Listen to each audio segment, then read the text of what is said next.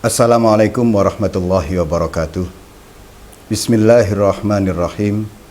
Alhamdulillahi rabbil alamin. Wassalatu wassalamu ala sayyidil mursalin Sayyidina Muhammadin wa ala alihi wa sahbihi wa sallim ajma'in. Amma ba'du. Saudara-saudaraku sekalian yang dirahmati oleh Allah subhanahu wa ta'ala, marilah kita buka kajian kitab Wasiyatul Mustafa pada kesempatan kali ini dengan membaca Ummul Quran, Ummud Doa, Suratul Fatihah.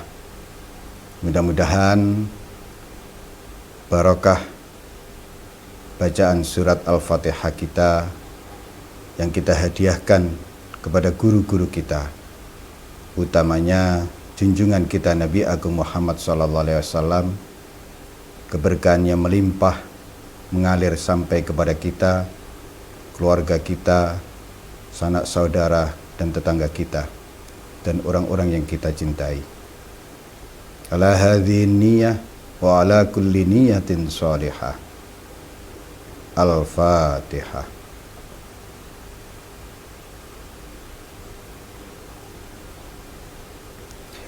Bismillahirrahmanirrahim. Qala Rasulullah sallallahu alaihi wasallam li Ali ibn Abi Thalib karramallahu wajhah.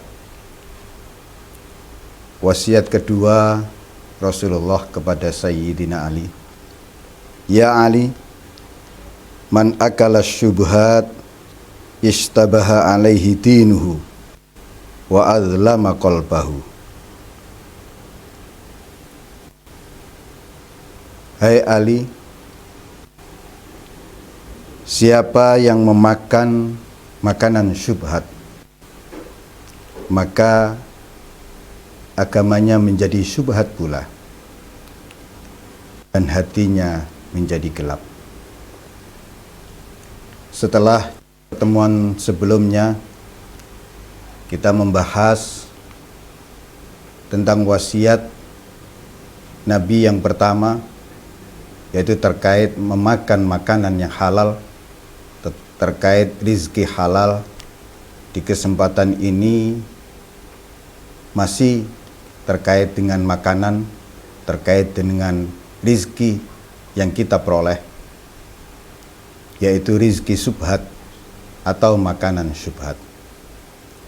Makanan syubhat adalah makanan yang tidak jelas halal dan haramnya. Hadis Nabi mengatakan, al-halalu bayyinun wal haramu bayyinun wa ma bainahuma ishtabahat. Makanan halal itu jelas, makanan haram jelas pula. Rizki halal jelas, rizki haram jelas pula. Dan apa-apa yang tidak jelas, itulah yang syubhat. Nah, ukuran tidak jelas, jelas tidaknya itu sebagaimana telah dijelaskan sebelumnya, dari sisi fikih, dari sisi yang kelihatan, dari sisi dzatiyah makanan ini tidak jelas. Kalau halal jelas, kalau haram jelas. Kemudian dari cara perolehan kita terhadap rizki tersebut, ini jelas dari mana atau tidak jelas. Yang tidak jelas itulah syubhat. Efek dari makanan yang tidak jelas, makanan syubhat, yang pertama adalah ishtabaha alaihi dinuhu. Agama seseorang menjadi tidak jelas pula. Artinya tidak berefek positif, juga tidak berefek negatif.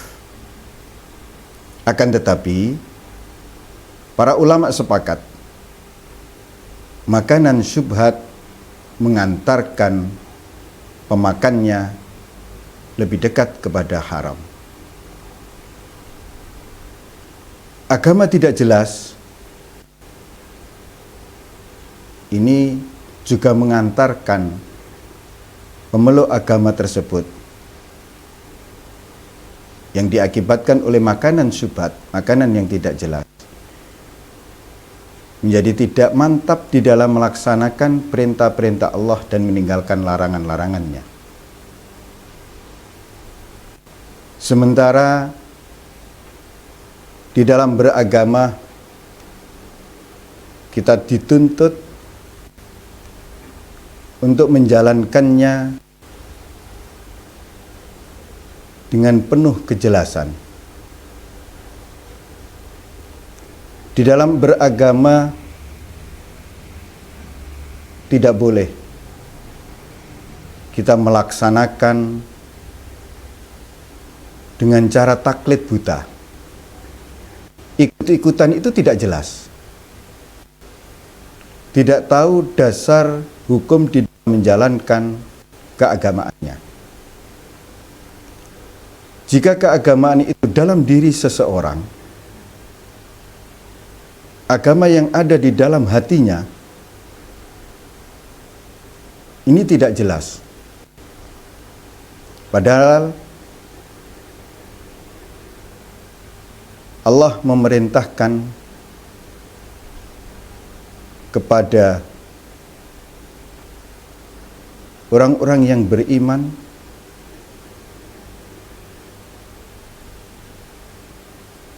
dan difirmankan oleh Allah, walillahi dinul khalis, milik Allah lah agama yang murni itu. Ini artinya ketika agama seseorang tidak jelas, dia tidak bisa ikhlas di dalam beramal. Yang kedua, dampak buruk dari makanan syubhat berakibat pada gelapnya hati seseorang. Hati kita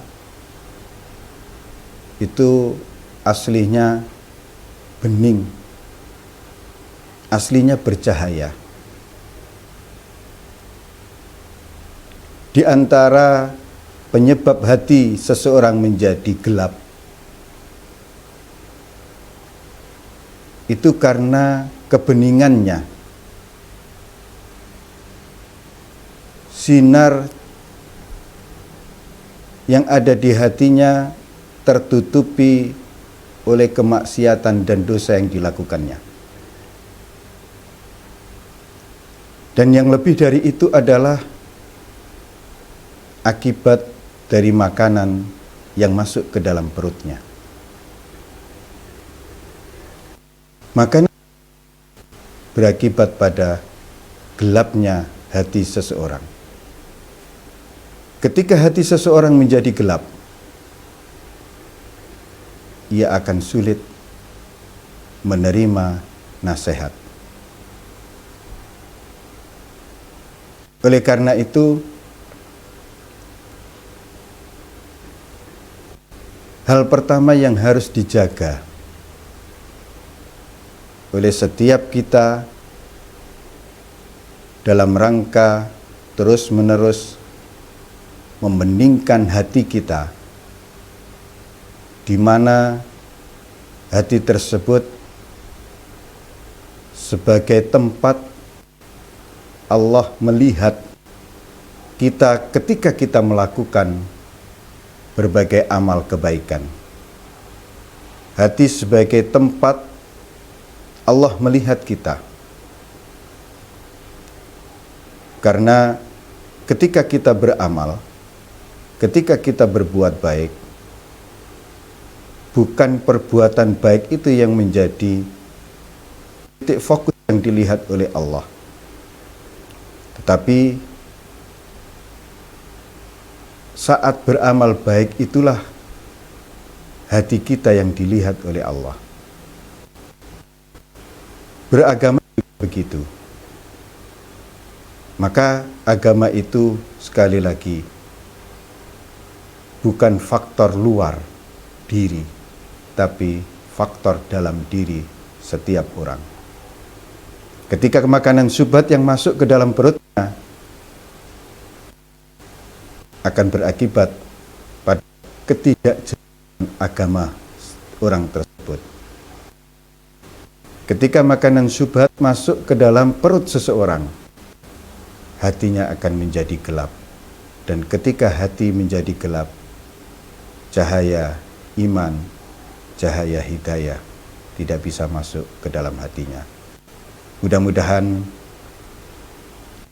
kita semua dijaga oleh Allah Subhanahu wa Ta'ala dari memakan makanan yang tidak jelas, dari memakan makanan yang kita tidak tahu sumbernya. Satu cerita yang kita juga pernah dengar, sewaktu Syafi'i kecil, begitu diajak oleh pembantunya, kemudian ada makanan yang masuk, lantas ibunya tahu, ibunya Imam Syafi'i tahu. Beliaunya rogoh mulut Imam Syafi'i kecil mengeluarkan makanan tersebut. Atau kisah yang fenomenal, orang tua Imam Syafi'i yang ketika memakan buah apel atau delima yang ditemukannya di sungai. Begitu dimakan, dia teringat, buah ini walaupun hanyut di sungai, masih ada pemiliknya. Dan saya belum minta izin, minta ridho, minta halalnya makanan yang saya makan ini. Kemudian beliau menelusuri sepanjang sungai tersebut hingga menemukan pemilik buah tersebut. Bapak Imam Syafi'i meminta halal atas buah yang telah dimakannya. Padahal beliaunya tidak mencuri. Beliau menemukan buah itu hanyut di sungai yang sudah jaraknya jauh dari pemiliknya. Toh seandainya jika tidak diambil, ya buah itu terbuang percuma. Disinilah pentingnya makanan halal. Dan menurut Bapak Imam Syafi'i, yaitu Pak Idris, makanan tersebut tidak jelas halal dan haramnya, sehingga mengantarkan ia rela melakukan apa saja demi halalnya makanan yang telah dimakannya. Dari situlah kemudian lahirlah Imam Syafi'i. Saudara-saudaraku yang dirahmati oleh Allah, mari kita semua memohon kepada Allah agar Allah menghindarkan kita dari makanan-makanan yang tidak jelas halalnya, dari makanan haram, dari makanan-makanan syubhat, agar kelak ketika kita kembali ke hadiratnya, efek dari makanan-makanan tersebut tidak menjadikan kita, menjauhkan kita dari Allah, tapi justru dari makanan halal yang kita makan mengantarkan kita semakin dekatnya kita kepada Allah Subhanahu wa taala. Ihdinas siratal mustaqim. Wassalamualaikum warahmatullahi wabarakatuh.